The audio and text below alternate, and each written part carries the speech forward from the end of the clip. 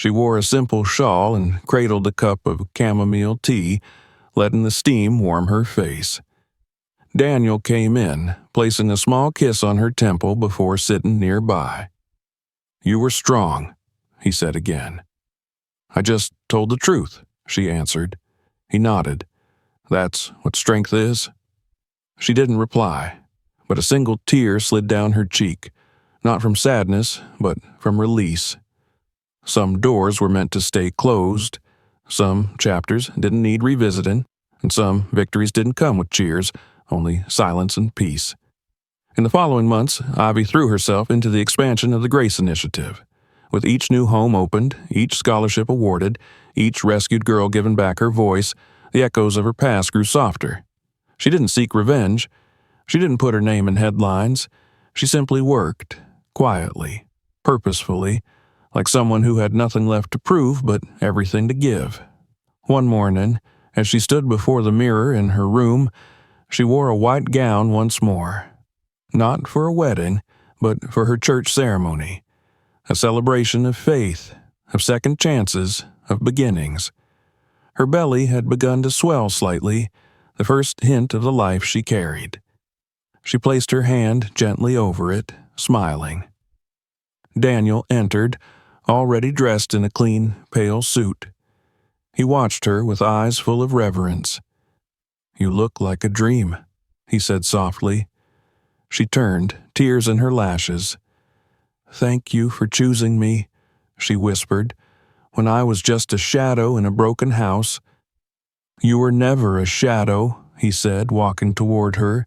"You were just covered in dust. Now the world sees your light." The ceremony was held in a chapel on the grounds of Harper House. Children from the foundation lined the aisle, tossing petals as Ivy walked past. Business leaders, artists, women who had once been girls in hiding, all stood for her. The vows were spoken again, not to claim, but to celebrate. To remind the world that love built on honor is the rarest kind. At the reception, Ivy stood on a small stage and held the microphone, her voice low but steady. "I want to thank all of you," she said, "not just for being here today, but for believing in a woman who once slept on a floor. This isn't about wealth. This isn't about titles. This is about hope." The hall fell silent. "I was once called unwanted, a maid, a mistake. But someone saw me, treated me with dignity, and that gave me the courage to become who I am today." She paused, looking over the room. Daniel stood at the back, clapping already, tears in his eyes. "Sometimes, the ones the world throws away are the ones sent to rebuild it. My name is Ivy Harper, and I carry it now with pride." Applause erupted, not of obligation, but of awe. That night, as they drove home through the quiet streets, Ivy leaned her head against the window and whispered, "God, I don't know why you chose to lift me, but I will never forget where I came from." Daniel took her hand. "You don't need to forget. That's where your strength was born." And in that silence, Ivy knew she wasn't just a wife or a leader. She was a symbol, a testimony, a name they had tried to erase, now carved into stone and memory. She was Ivy, and the world would never forget it again. If this story moved you, don't forget to subscribe for more. Check out our other powerful stories and share this video with someone who needs to hear it. Your support means everything. She didn't tell her husband that she had inherited a mansion and $10 million. When the truth came out, it was too late. Subscribe and write in the comments where you are watching from. I never imagined that silence could one day protect me more than any signature, any legal document, or any grand gesture of defiance. But then again, I never imagined I would inherit a fortune either, much less keep it a secret from the man I would marry. On the morning I received the call from my late aunt's attorney, I was sipping stale coffee in the break room of the marketing agency where I worked, thinking only about how to stretch my paycheck another week. I wasn't special, not in the way movies make people special. I worked hard, minded my business, and stayed grounded. But my Aunt Loretta always said I was different. "You don't just walk through the world, Jazz," she would tell me with that smirk she wore like red lipstick. "You read it. You feel it. That's why you're going to do better than any of us ever did." Loretta had been the rebel of the family, while my parents, both hard-working and deeply proud people, stayed in our modest neighborhood in South Chicago. Mom, a nurse, Dad, a carpenter. Loretta had traveled, hustled, bought property before people realized it was worth something. When she opened her third consignment boutique and started talking about vintage watches and auction houses, the family labeled her eccentric.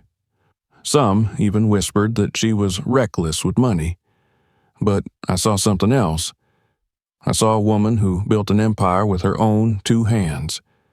Her death came suddenly. A stroke in her sleep. I cried for 2 days. Not because she left me anything at the time I didn't even know she had. I cried because she was the only person in my life who ever truly made me believe that I could be more than what the world expected of me. So, when her lawyer, a sharp-eyed man named Horace Burton, called to request my presence, I assumed it was just for a final reading of the will, some closure. I thought maybe I'd get one of her rings, or maybe that peacock brooch she always wore to church. I arrived at the office on a windy Wednesday morning. Mr. Burton greeted me with a thin smile and eyes that looked like they'd seen too many secrets.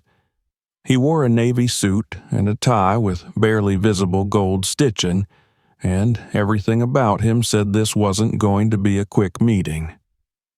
"Miss Delaney," he said as he gestured for me to sit. "Your aunt thought very highly of you." "She was the best person I've ever known," I replied, my voice already thickening. "She didn't have to leave me anything." "She didn't leave you a part of her estate," he said.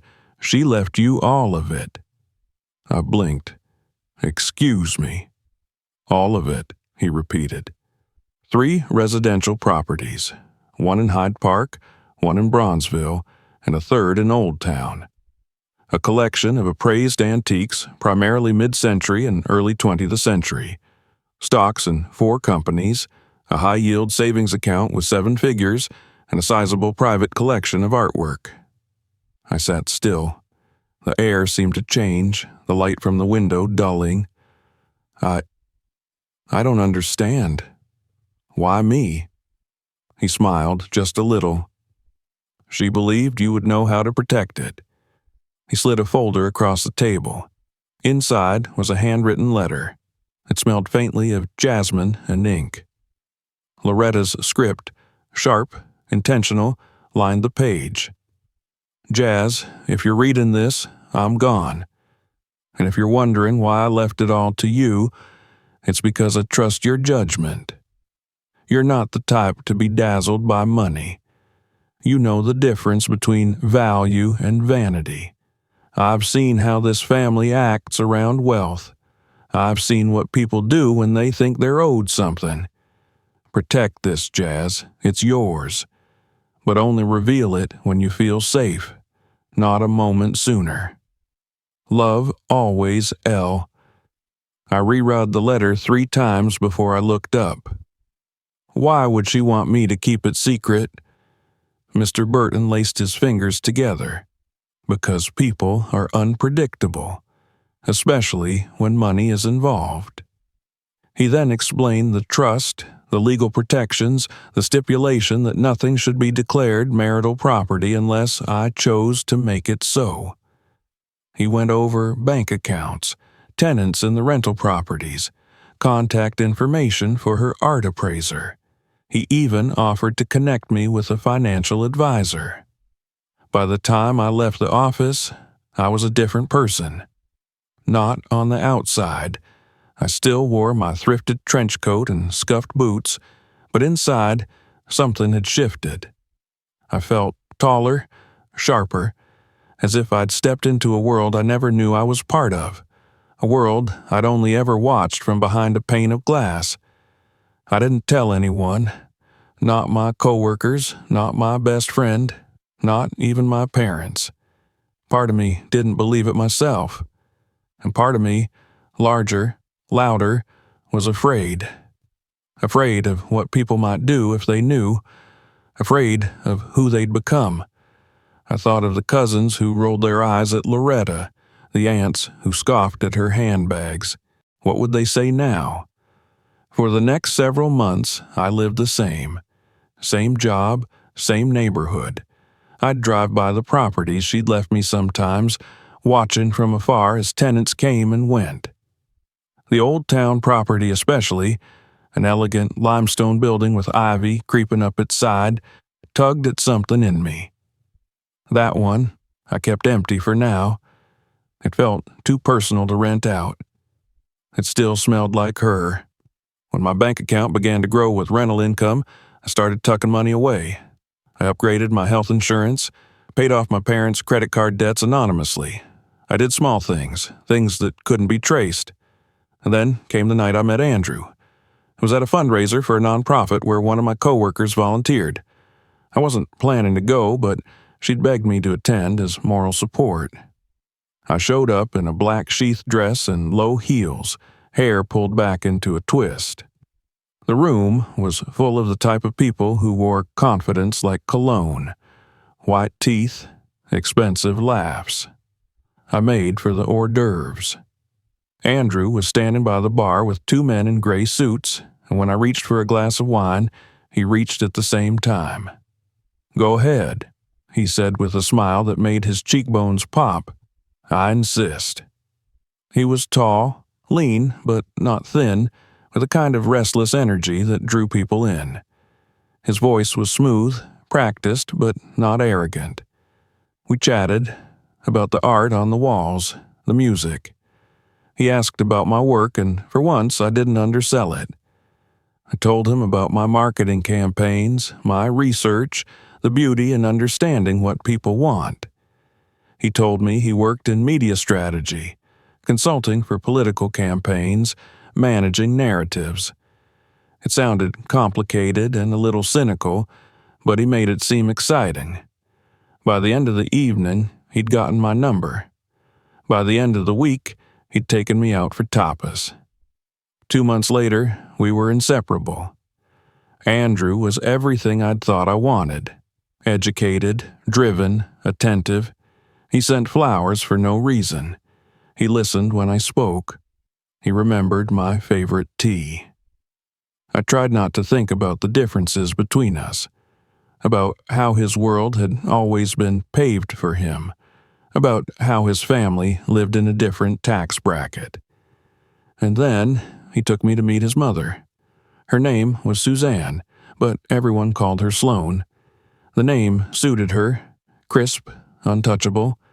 Her home was like a spread from a lifestyle magazine, creams and golds, orchids and glass. She hugged me with a chill. "You're lovely," she said, but her eyes moved over me like I was being scanned. The questions began immediately. "Where did you study? Do your parents still work? And your background? Is it primarily business or creative?" I smiled, answered politely, let the unease roll off my back.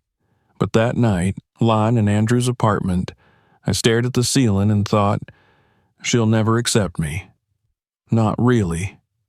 When Andrew proposed 6 months later, it was in a private garden, petals on the ground, a vintage ring on a silk ribbon. It should have been perfect, and yet all I could think of was Loretta's voice. "Protect this. It's yours." I said yes. I kissed him. I told myself love was enough, but I didn't tell him about the inheritance. I didn't tell him about the properties or the stocks or the art sitting in a storage unit downtown. I didn't mention the account that earned more in interest each month than I made at my job. I kept it all to myself. And I didn't know then, but that decision, my silence, would become the one thing that saved me.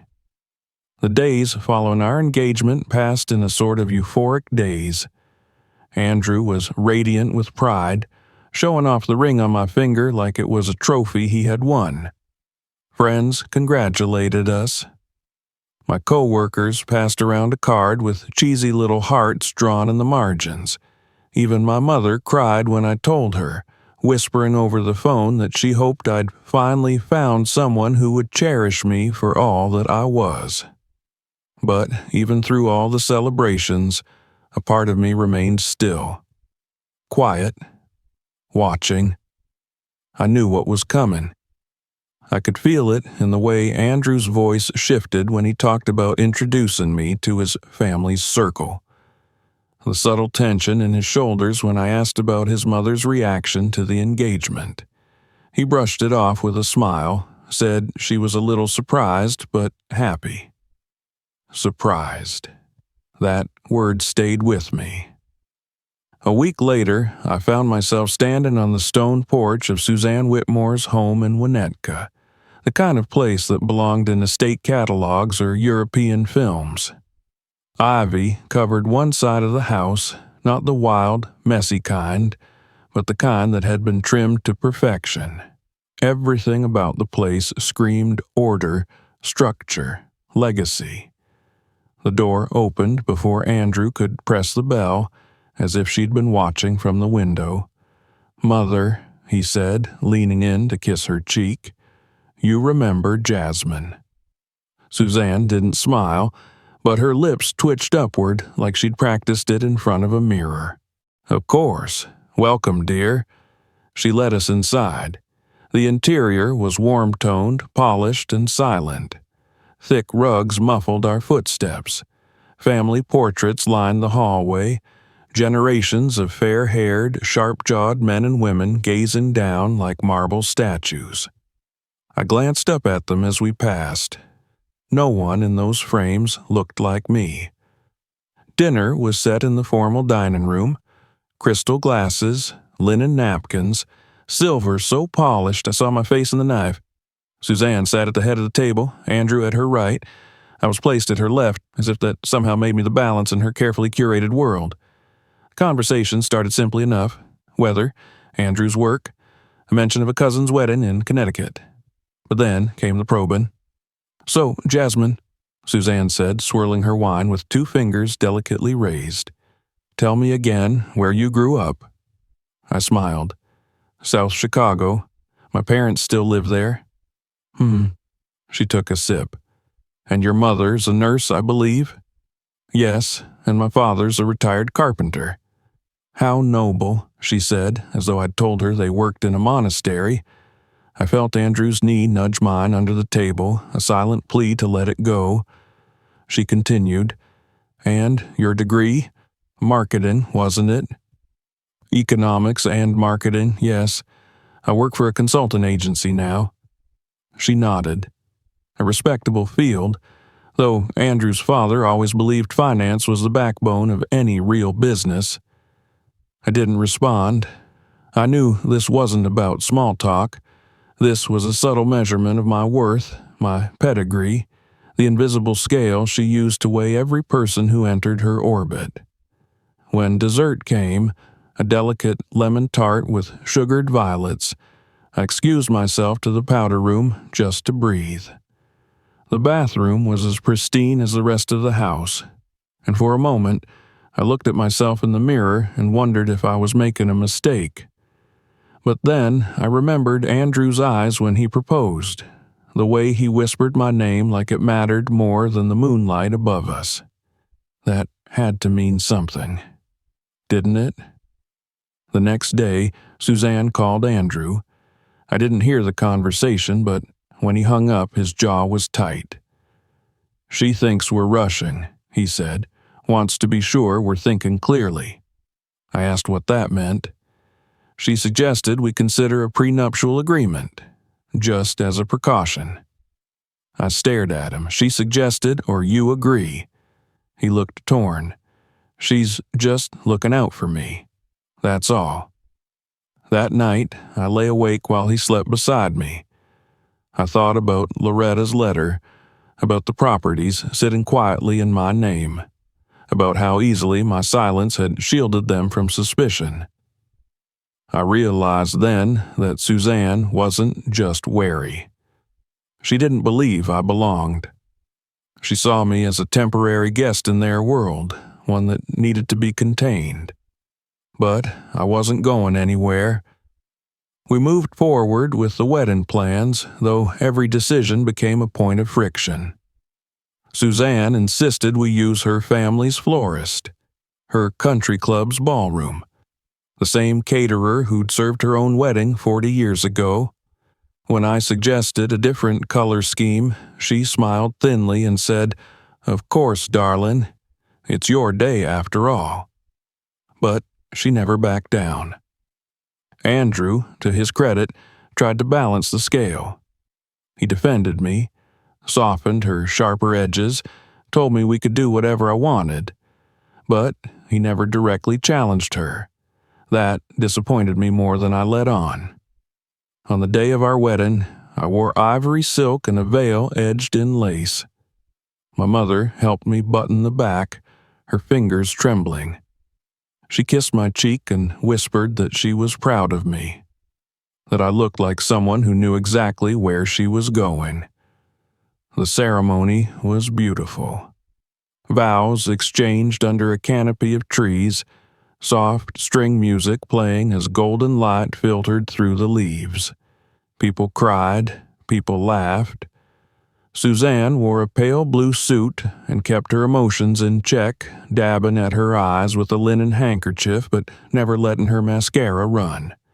At the reception, she toasted us with a smile that didn't quite reach her eyes. "To Andrew and Jasmine," she said, raising her glass, "may your love be wise, enduring, and prudent." The word hung in the air like a stone. Prudent. Later that evening, as the guests danced and the champagne flowed, I stood by the window of the venue, watching the sky turn from dusk to night. Andrew found me there, slipped his arm around my waist. "We did it," he said, resting his chin on my shoulder. I leaned into him. "Yes, we did." But inside, something had already shifted. We spent our first night as husband and wife in a suite his family reserved at a luxury hotel downtown. Everything was gold and white and soft. The sheets were like clouds. The breakfast came on a tray the next morning with a tiny vase of orchids. We laughed, we kissed, but I still didn't tell him. I didn't tell him that I could have paid for 10 weddings without blinking, that I had a painting in storage that a collector recently offered 6 figures for, that I was making more in passive income every month than he'd ever known. I didn't tell him because I wasn't sure yet if he would have loved me had he known. I didn't tell him because Suzanne's toast still echoed in my mind. I didn't tell him because I wanted to be loved for the girl he met at a fundraiser, not the woman with more wealth than his entire family tree. The morning we returned to the apartment, technically owned by his father, though we called it ours, I unlocked the door with my key and stepped inside. It smelled faintly of lemons and lavender. Suzanne had sent a cleaner while we were gone. There was a note on the kitchen counter. "Welcome home. Let me know if you'd like me to help arrange the closets. Warmly, Mother." I folded the note and placed it in a drawer.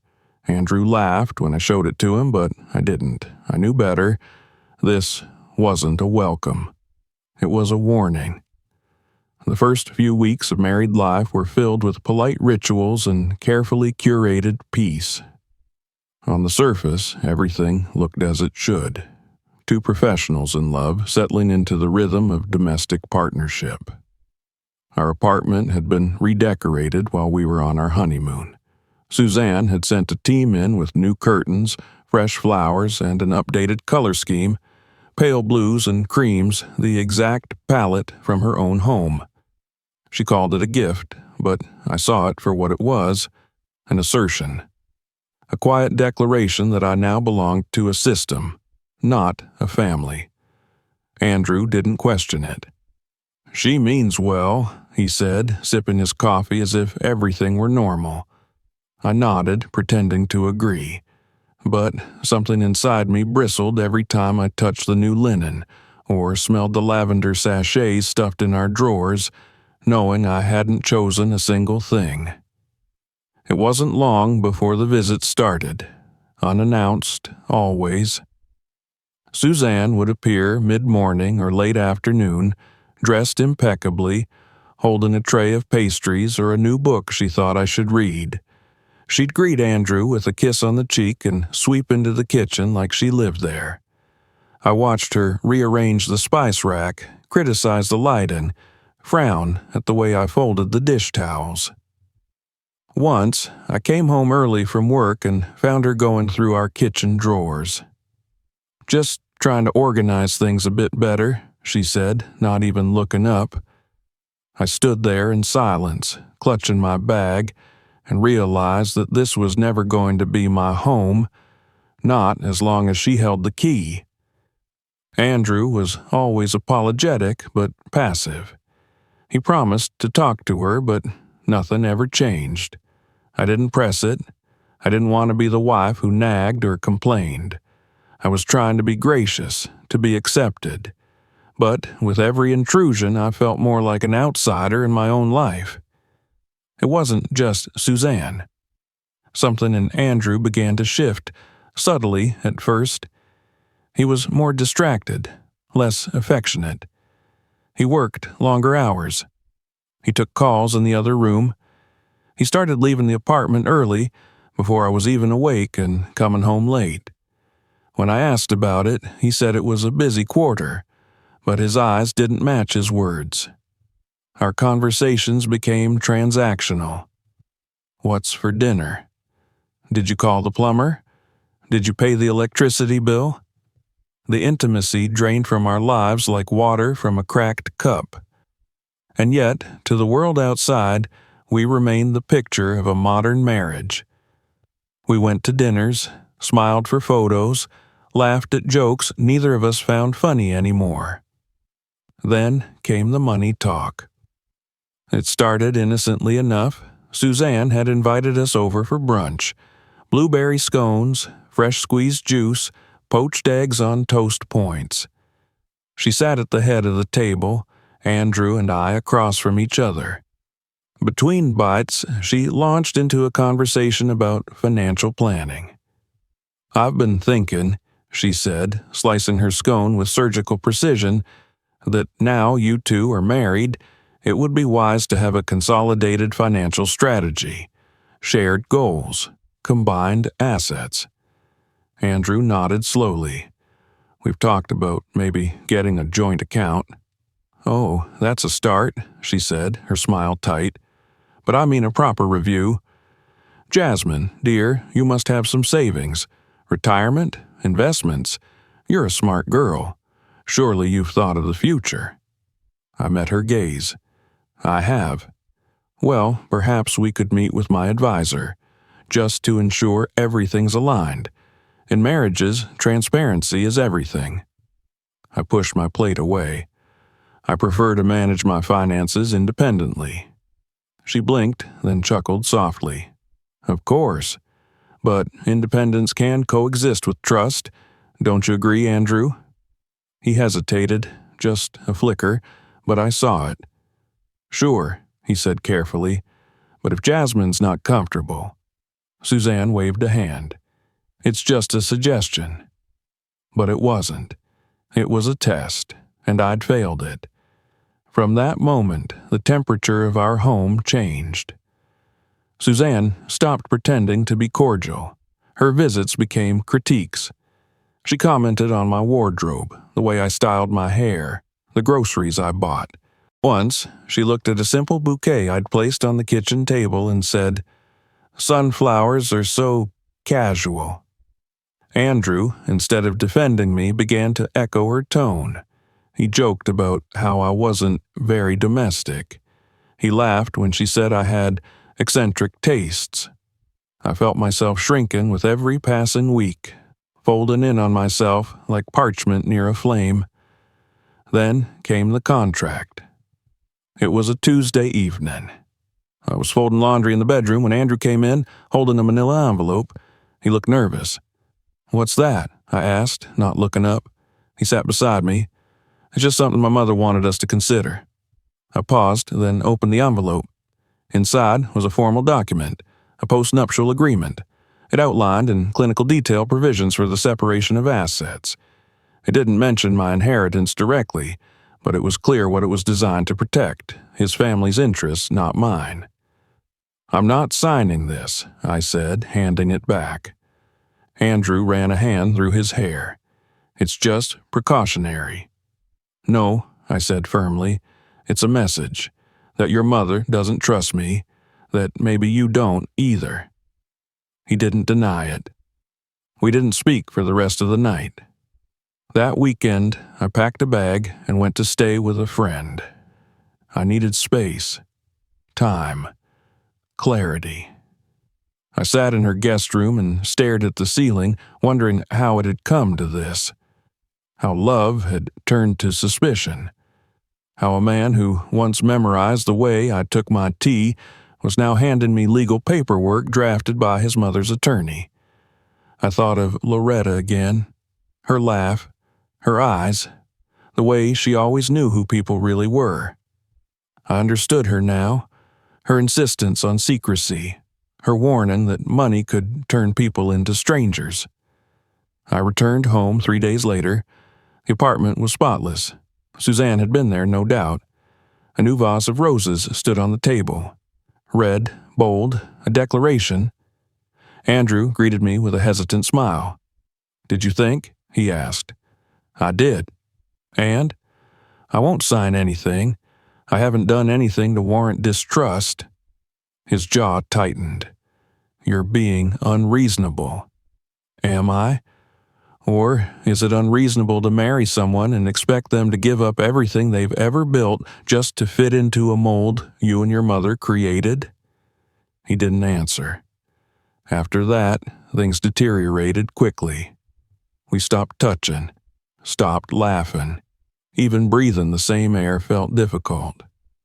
I went to work early, stayed late. I spent more time at the properties Loretta left me, overseeing renovations, checking on tenants, walking through the empty halls of the old townhouse, and letting the silence remind me of who I was before all of this. One afternoon, while checking mail forwarded to the old office of Loretta's estate, I noticed an envelope addressed to her, postmarked weeks after her death. Inside was a real estate newsletter, one of those glossy things that listed high-profile properties and owners. One of the pages had a picture of the old townhouse listed under notable private holdings. There was a small mention of the name on the title, Jasmine Delaney. I stared at it for a long time. Then I folded it, placed it in my bag, and walked outside into the cold air. Someone had been looking into me, and I had a sinking feeling I knew who. Later that week, Andrew came home late. He smelled like cologne I didn't recognize. He said he was working. I didn't ask questions. The next day, I received a call from a realtor, one I hadn't spoken to in years. She said someone had contacted her, inquiring about the value of the old town property. Someone named Suzanne Whitmore. My blood went cold. I realized then that they weren't just suspicious. They were digging, trying to confirm what they already suspected, that I had something they hadn't known about, something I hadn't offered. And, in their eyes, that was betrayal. But I hadn't betrayed anyone. I had simply protected myself, and soon I would have to do it again, on a much larger scale. It was a quiet Sunday morning when the illusion finally cracked. The city was still sleeping, the sky painted in soft hues of lavender and rose. I stood by the window, holding a mug of tea that had long gone cold, watching the street below as joggers passed, and an old man walked his dog, blissfully unaware that upstairs a marriage was unraveling thread by thread. The silence between Andrew and me had become a third presence in the apartment. An invisible guest who sat at our breakfast table, curled between us on the couch, climbed into bed at night and settled like a weight across my chest. There were no more tender glances, no idle conversations about our days, no more laughter. We spoke only when necessary, and even then our words were chosen like weapons, sharp and cautious. Since the moment I refused to sign the postnuptial agreement, something had shifted in Andrew. He moved through the apartment as though it belonged to someone else. When I asked him simple questions, he responded with clipped sentences, never meeting my eyes. I found myself rehearsing every word before I spoke, anticipating his reactions, bracing for disappointment. I was not his wife. I was his opponent, standing trial for a crime I hadn't committed. But I knew why. I knew what Suzanne had discovered. I had underestimated her.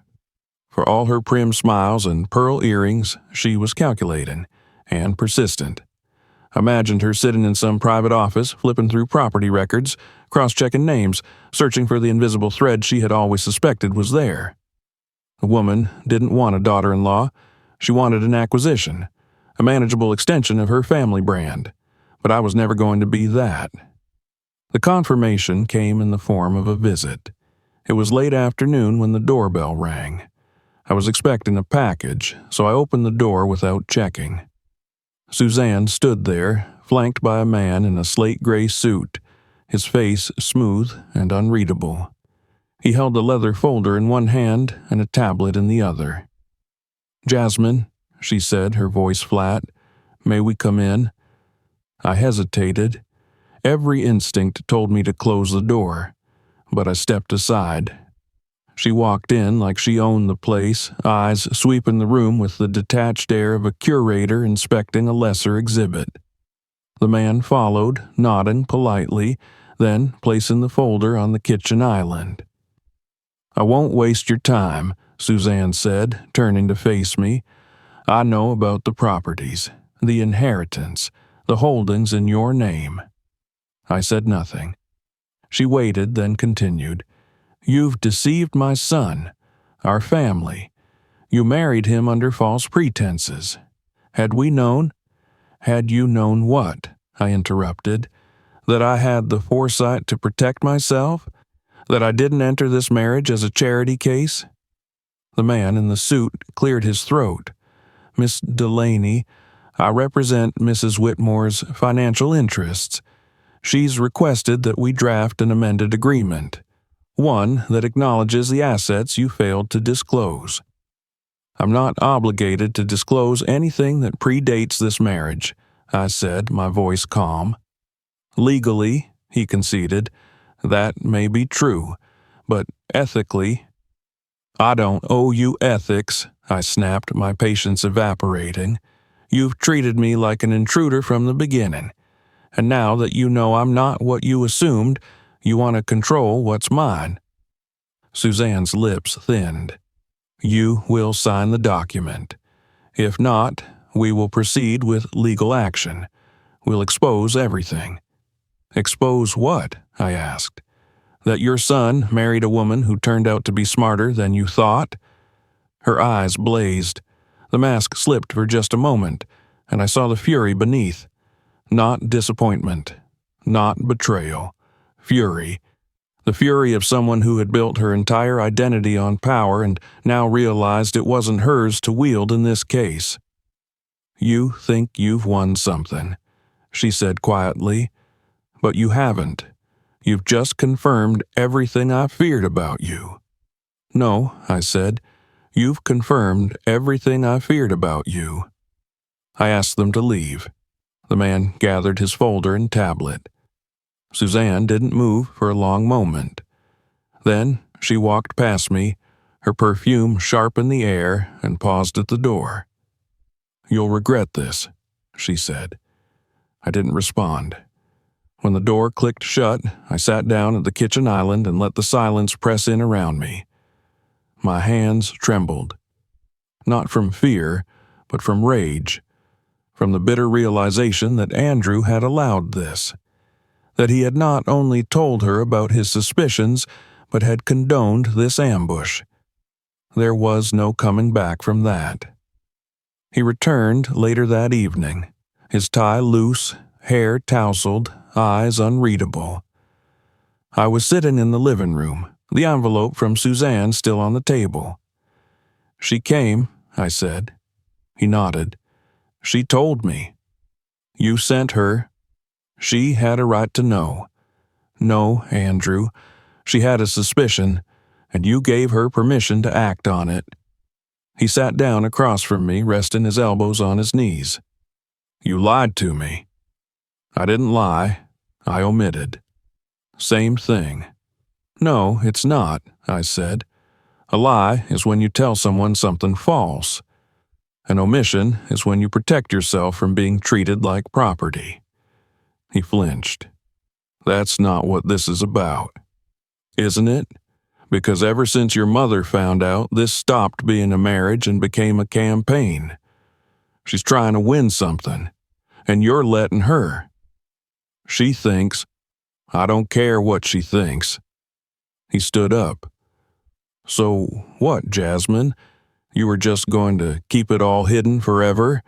Let me believe we were building a life together while you kept one foot out the door?" "I wasn't keeping anything from you because I didn't trust you," I said. "I was keeping it from your mother, from this family. And now I see that was the right choice." There was a long silence. He looked at me, really looked, and I could see the moment he realized I was no longer the woman he proposed to. I was something else now, something independent, resolute, unreachable. I had pulled myself back from him, not out of spite, but out of necessity. "I want a divorce," I said. The words hung in the air like smoke. He didn't move, didn't speak, just stared. "I won't fight you," I continued. "I don't want anything from you. Not your money, not your sympathy, just a clean break." He swallowed. "You're really going to walk away?" "I already have." The next week was a blur of logistics. I called my attorney, initiated proceedings, moved out of the apartment. I didn't take much, just my clothes, a few personal items, and my dignity. Suzanne's threats never materialized, likely because she realized there was nothing she could take from me that I hadn't already secured. I moved into the old townhouse. For the first time in months, I felt safe. It was quiet, but not the suffocating silence I'd known with Andrew. It was a peaceful kind of quiet, a space untouched by suspicion or manipulation. I hired a small team to begin restoring the house. I threw myself into the work, choosing fabrics, fixtures, paints. I met with financial planners, reviewed the portfolio Loretta had left, and took control of every detail. I became the woman she always told me I could be. Word of the divorce spread, of course. There were whispers in Andrew's circle, pitying glances from acquaintances who assumed I'd been cast out. But I didn't care. I didn't owe them an explanation. And one morning, as I stood in the sunlit hallway of my new home, sipping coffee and watching a painter lay down a fresh coat of white on the crown molding, I felt something shift inside me. Not sadness, not regret, but a quiet kind of triumph. I'd survived the war no one saw, and I'd done it without raising my voice, without begging, without compromise. The masks were off, and I was still standing. In the months that followed my decision to leave Andrew, I learned that grief does not always scream. Sometimes it whispers. Sometimes it follows you from room to room, trailing the scent of what could have been. I did not cry the night I packed my things. I did not fall apart the morning I walked out of that apartment for the last time. There were no slamming doors, no public breakdowns. My departure was quiet, precise, almost surgical, like removing a splinter too deeply lodged to heal around. Andrew didn't fight the divorce. At first, I thought it was dignity. Later, I realized it was cowardice. He never called, never asked me to stay. He let the attorneys speak for him. His name came up only in legal correspondence and forwarded mail. We became strangers who once promised forever. The legal proceedings moved faster than I expected. Our prenup, ironically crafted at his mother's insistence, left little to contest. I made no claims, requested no alimony. The assets were divided cleanly, efficiently.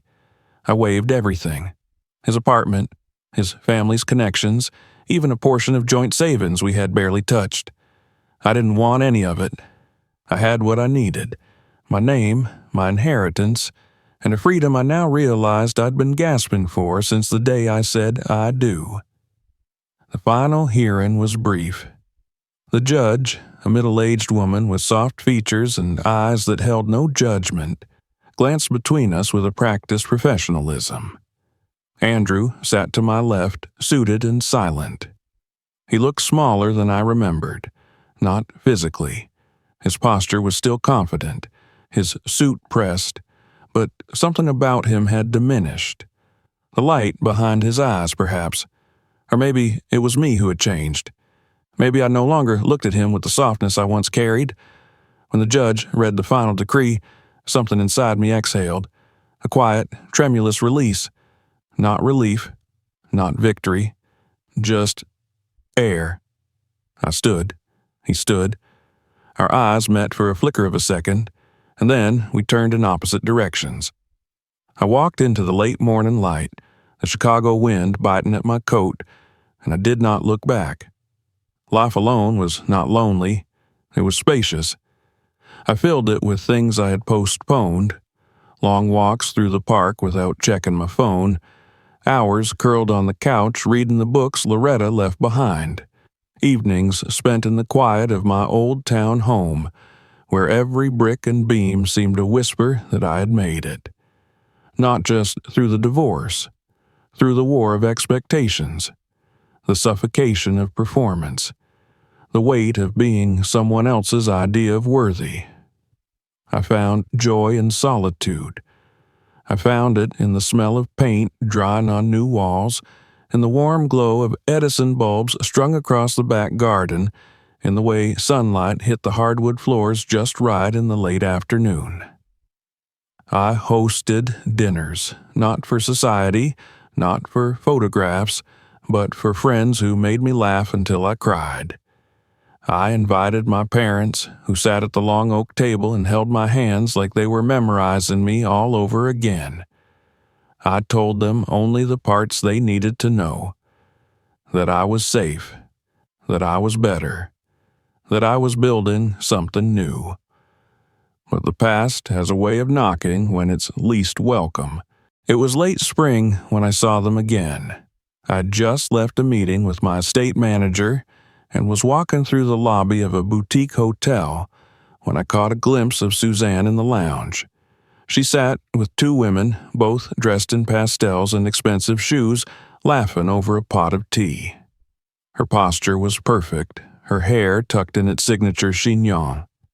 I almost passed without pause. Almost. But something in me stopped. A reflex, perhaps. I turned my head just enough for her to see me. Her laughter stilled. Her smile faded. For a second, we stared at each other. Not as family, not even as acquaintances. As two women who had tried to outlast the other in silence. I gave her a single nod. Not bitter, not proud, just final. She did not return it. I walked out of the hotel into the bright afternoon sun, my heart steady. That was the last time I saw her. She no longer had power over me. And Andrew, well, he faded like smoke. I heard things from mutual friends. He was traveling. He was dating someone younger.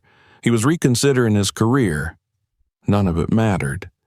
Not anymore. because I was beginning to see what Loretta had given me beyond wealth. She had given me time, space, the ability to live without dependence, to love without obligation. And she had given me the wisdom to know when to walk away, even when staying seemed easier. With that wisdom, I created something I could have never built in the Whitmore household. I founded a nonprofit initiative in Loretta's name, designed to mentor young women from underrepresented backgrounds in financial literacy and property ownership. I knew what it meant to be handed something valuable without the tools to manage it. I wanted others to have what I had been lucky enough to receive: guidance, patience, protection.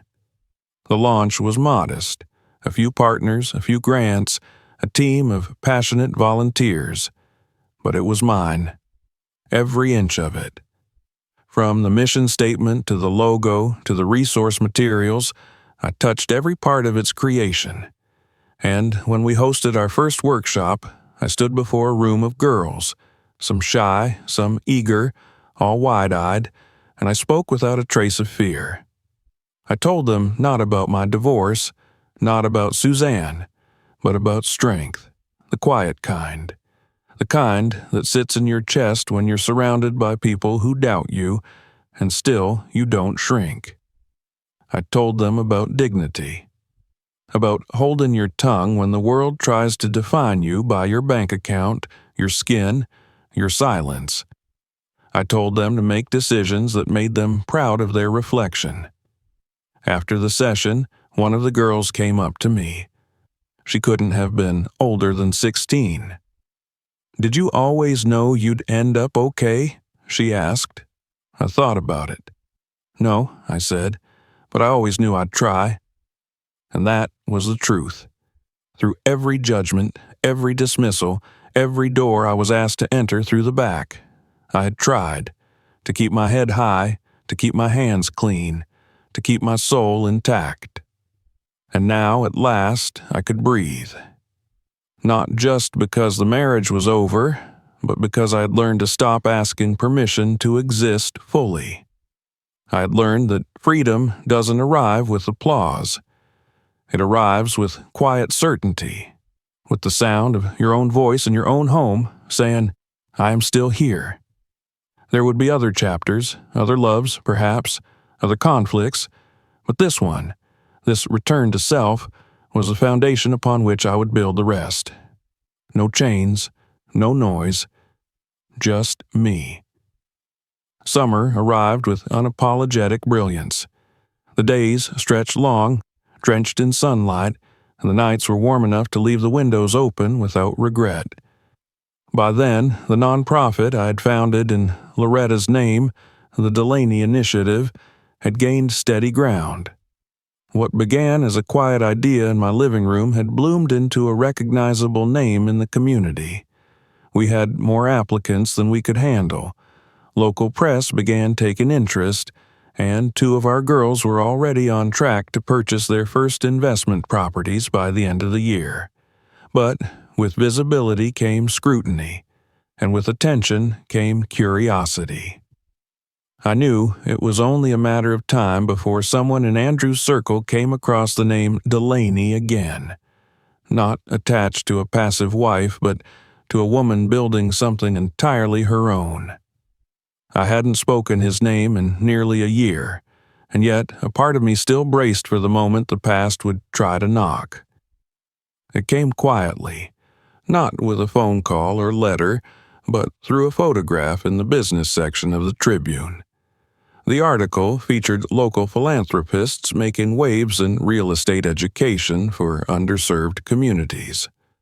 There I was, standing in the middle of our rented community center, smiling modestly, surrounded by a group of bright-eyed young women. My name was in bold. Jasmine Delaney, founder and CEO of the Delaney Initiative. The accompanying write-up referenced my inheritance only briefly, noting that it had been a private transfer through a late family member, but the numbers were there. The value of our assets, the properties, the grants, the scope. I knew someone would show that article to Suzanne. I didn't care. But the storm that followed exceeded even my lowest expectations. 3 days after the article ran, I received a bouquet of white lilies at my office, flowers I despised, which Suzanne had once declared elegant and subdued. The card attached was unsigned, just a simple sentence in neat cursive, "I see now." 2 hours later, a voicemail arrived from a number I didn't recognize. It was Andrew. "Jasmine, I don't know what to say. I read the article. I didn't know. I wish we could talk. I owe you an apology, or more than one, please. Just call me back." I didn't. The next day, he showed up at the center. I was speaking with one of our volunteers when I noticed him standing at the door, wearing a gray sport coat and an expression that looked like shame, dressed in expensive cologne. I excused myself, walked over, and met his eyes with a calm I hadn't known I possessed. "Andrew," I said. "Jasmine," he said. "You look, well." "I am." There was an awkward pause. He looked around the room, at the bulletin board filled with announcements and achievements, at the mural painted by our students, at the girls laughing in the back near the kitchenette. His eyes softened, but the lines of regret etched deeper around his mouth. "This is yours?" he asked quietly. "All of it." "I didn't know. About Loretta. About any of it." "I didn't tell you." "Why?" I took a breath. "Because I wanted to know if you'd love me without it. I wanted to know if I mattered, not what I had." He looked down. "And I failed." "Yes," I said, not unkindly. "You did." "I was scared," he said, "of losing control, of disappointing my mother, of not being enough. I let her get in my head." I didn't answer. That wasn't new information. "I see what you've built now," he continued, "and I can't believe I tried to make you small." There was a long silence. "I came to say I'm sorry," he said finally, "for all of it." "I believe you," I said, "but that doesn't change anything." He nodded. "I know." He left quietly. He didn't ask for another chance. He didn't beg. I appreciated that, but his presence lingered long after he was gone. Not because I missed him, but because I had spent so long trying to be seen by people who only learned to look when it was too late. In the weeks that followed, other calls came.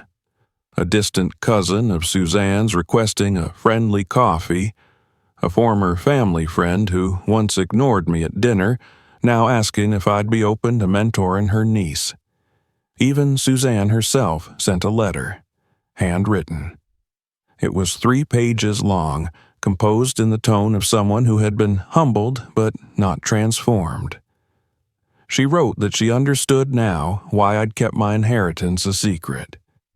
She admitted that she had judged me by the surface of my skin, my upbringing, my voice. She said she had mistaken quiet strength for absence of substance, and that had been her greatest error. She ended the letter by saying she hoped I'd consider joining a board she was part of, a women's philanthropy council, and that she believed we could do more good together than apart. I read the letter once, then again. And then I placed it in the drawer with the white lilies card. I didn't reply, because forgiveness did not mean alliance. Understanding did not guarantee reconciliation, and some doors, once closed, must remain so, not out of bitterness, but out of wisdom. I continued to build. That summer, we launched our second satellite office on the south side, closer to where I'd grown up. My parents came to the ribbon cutting, standing proud in the front row, my mother dabbing her eyes while my father tried to act like he wasn't beaming. I gave a short speech. I kept it simple. I spoke of vision, of community, of what it meant to plant seeds in soil others had declared barren. That night, I walked the quiet streets of my old neighborhood. They hadn't changed much. Some new buildings, some old scars, but the soul of the place was intact. A few girls from the new program recognized me. They waved from across the street. I waved back. I remembered what it had been like to walk those same sidewalks as a teenager, dreaming of something bigger but unsure if it was allowed.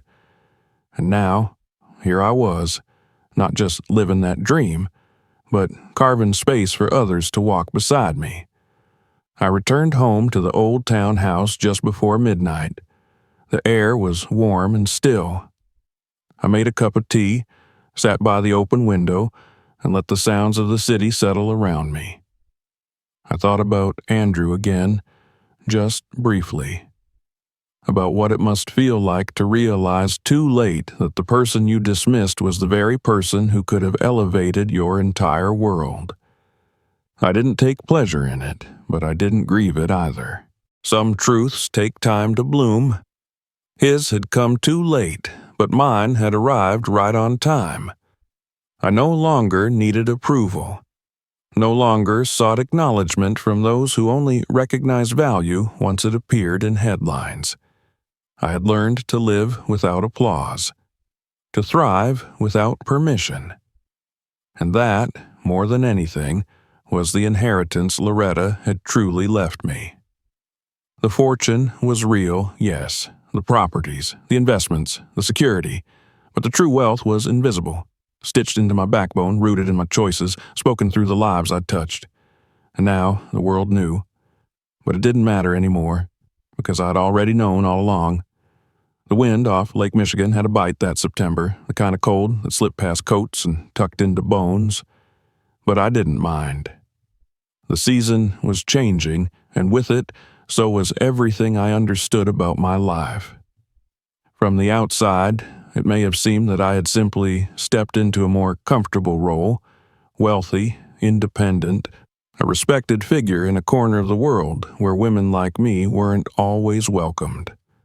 But the transformation ran deeper than that. I had become someone no longer defined by what I had to prove, but instead by what I chose to protect. In the weeks since Andrew reappeared and then faded back into whatever orbit his life now occupied, I had received other inquiries. Journalists, podcasters, people wanting to tell my story. They asked for quotes, for interviews, for a peek behind the curtain of the woman who beat the odds. They wanted a tale of redemption, of vindication, of poetic justice wrapped in an elegant bow.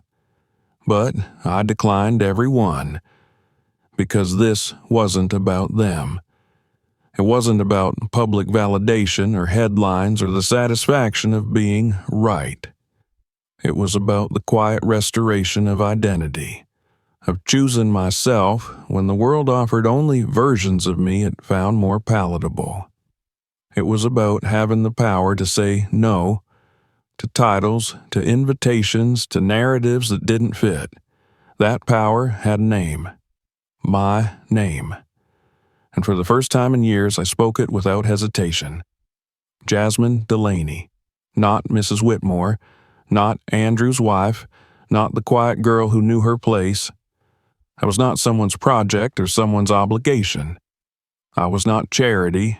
I was not compromise. I was mine. The house in Old Town had become more than a home. It was a living thing now, warm with laughter, humming with purpose. My office overlooked the back garden, which we turned into a small reading nook with benches and trellises that bloomed in the spring. The walls were lined with photographs, not of me, but of the girls from our program, their first meetings, their first property viewings, their first keys. I had framed every one. On my desk was a single portrait of Loretta. Her eyes, still as fierce as I remembered, watched over the room like a promise. I often found myself speaking to her in the quiet moments, not out loud, but inwardly, telling her what had happened, what had become of the legacy she entrusted to me. I had honored it, Not by hiding, not by surviving quietly, but by expanding it, by making sure her name, our name, stood for something. That month, we finalized plans for the third branch of the Delaney Initiative. This one would be in Detroit, where housing inequality had robbed generations of the chance to build equity. I hired a local team, young and passionate, and I promised them autonomy. We didn't replicate success, we seeded it, planted it where it was needed most, and let it grow in its own shape. At the opening ceremony, a young woman named Mariah came up to me, barely 21, full of fire and apprehension. She had just closed on her first duplex, and she held the deed in her hands like a fragile miracle. "I didn't think people like me could do this," she said, tears in her eyes. I smiled. "That's what they want you to believe. But the truth is, the world changes when you decide you're not asking anymore." She nodded slowly, gripping the folder tighter. "Make them say your name," I added. "Not because you asked them to, but because they have no choice." That night, back in Chicago, I walked through the halls of my home and lingered near the front door. The old wood still bore the tiny scuffs from when I moved in with nothing but a suitcase and a stubborn resolve. I traced my fingers over the frame, then turned and looked back into the warm light of the house. I saw all the versions of myself that had passed through this space. The woman who had whispered her doubts in the dark. The wife who'd stared into her husband's eyes and seen absence. The daughter-in-law who had endured silence at family dinners while her soul begged to be heard. And now, this woman who stood alone, not empty but full, of history, of purpose, of a name she now wore with pride. In the months that followed, there were more letters. Suzanne sent a second one, longer than the first, full of softened language and strained humility. She spoke of regret, of missed chances, of how, in trying to protect her son, she had wounded someone who never intended harm. I didn't reply, not because I hadn't forgiven her. I had, quietly, not for her sake, but for mine. But forgiveness did not mean access. It did not mean a seat at the table she once tried to pull out from under me. Andrew, to his credit, never reached out again. I imagined he understood that some things, once broken, aren't meant to be rebuilt. They're meant to be buried, so something stronger can grow in their place. By late October, I stood in front of a packed auditorium at a women's leadership summit. It was the first public appearance I'd agreed to, partly because it wasn't about me. It was about what we were building, what we were reclaiming. I spoke for 20 minutes. I didn't mention my divorce, or Suzanne, or even the inheritance. I spoke about what it meant to rebuild when no one thinks you belong in the first place, about how dignity is not handed to you, it is owned, moment by moment, choice by choice. I ended with a story about my grandmother, about how she used to write her name in the covers of every book she owned, even the tattered ones. Not because she feared losing them, but because she believed anything she touched should carry her mark, should bear witness to her presence in the world. That's what this was about. My name on deeds, on businesses, on programs. Not out of ego, but out of defiance, out of love. After the speech, a woman in the front row, middle-aged, soft-spoken, approached me. "Your story," she said, "it reminds me of my own. But I never left. I stayed. I gave it all away." I placed a hand on hers. "You're still here," I said, "so it's not too late to take some of it back." She nodded, her eyes full. And in that moment, I understood something that had eluded me even through all the battles and victories. This wasn't just about me. It was about legacy, not the kind measured in dollars or properties, but in echoes. In the voices of women who would stand taller because I had stood first. In the names they would one day say proudly. In the homes they would own. In the daughters they would raise without apology. It was about the mark we leave behind, and whether it's one the world tried to erase or one we carved into it deeply, deliberately, in our own hand. My name, my legacy, and no one would ever take it from me again. If this story moved you, don't forget to subscribe for more. Check out our other videos and share this one with someone who needs to hear it.